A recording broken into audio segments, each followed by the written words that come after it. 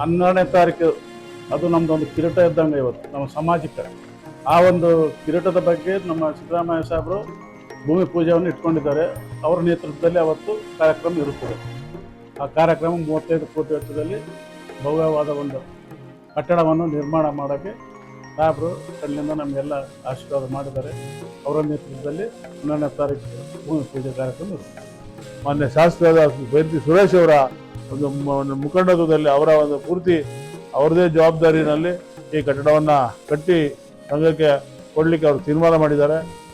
ಅದೊಂದು 5 ಅಂತಸ್ತಿನ ಕಟ್ಟಡ, 3 ಫ್ಲೋರು ಕಮರ್ಷಿಯಲ್ ಇರುತ್ತೆ, 2 ಫ್ಲೋರು ಮಕ್ಕಳಿಗೆ ಹಾಸ್ಟೆಲ್ ಮಾಡಬೇಕು ಅಂತ ತೀರ್ಮಾನ ಮಾಡಿದ್ದೀವಿ. ಕೆಳಗಡೆ ಬೇಸ್ಮೆಂಟಲ್ಲಿ ಪಾರ್ಕಿಂಗ್ ಇರುತ್ತೆ. ಪೂರ್ತಿ ಸುಸಜ್ಜಿತವಾದ ಕಟ್ಟಡವನ್ನು ಮಾನ್ಯ ಸುರೇಶ್ ಅವರು ನಮ್ಮ ಸಂಘಕ್ಕೆ ಕಟ್ಟಿಕೊಡೋದಕ್ಕೆ ಮುಂದೆ ಬಂದಿದ್ದಾರೆ. ಎಲ್ಲರ ಆಶಾಕಿರಣವಾಗಿರ್ತಕ್ಕಂಥ ಸನ್ಮಾನ್ಯ ಸಿದ್ದರಾಮಯ್ಯನವರು ಅವರ ಆಶೀರ್ವಾದದಿಂದ ಇವತ್ತು ಈ ಒಂದು ಕಟ್ಟಡ ನಿರ್ಮಾಣ ಆಗ್ತಾ ಇದೆ. ಅದು 12ನೇ ತಾರೀಕು ಭೂಮಿ ಪೂಜೆ ಇರೋದ್ರಿಂದ ಈ ಒಂದು ಕಾರ್ಯಕ್ರಮಕ್ಕೆ ಈ ನಾಡಿನಲ್ಲಿರ್ತಕ್ಕಂಥ ಎಲ್ಲ ಸಮಗ್ರ ಸಮಾಜದ ಬಂಧುಗಳು ಭಾಗವಹಿಸಬೇಕು ಅಂತೇಳಿ ಈ ಸಂದರ್ಭದಲ್ಲಿ ನಾವು ಅವರಿಗೆ ಮನವಿ ಮಾಡಿಕೊಡ್ತೇವೆ.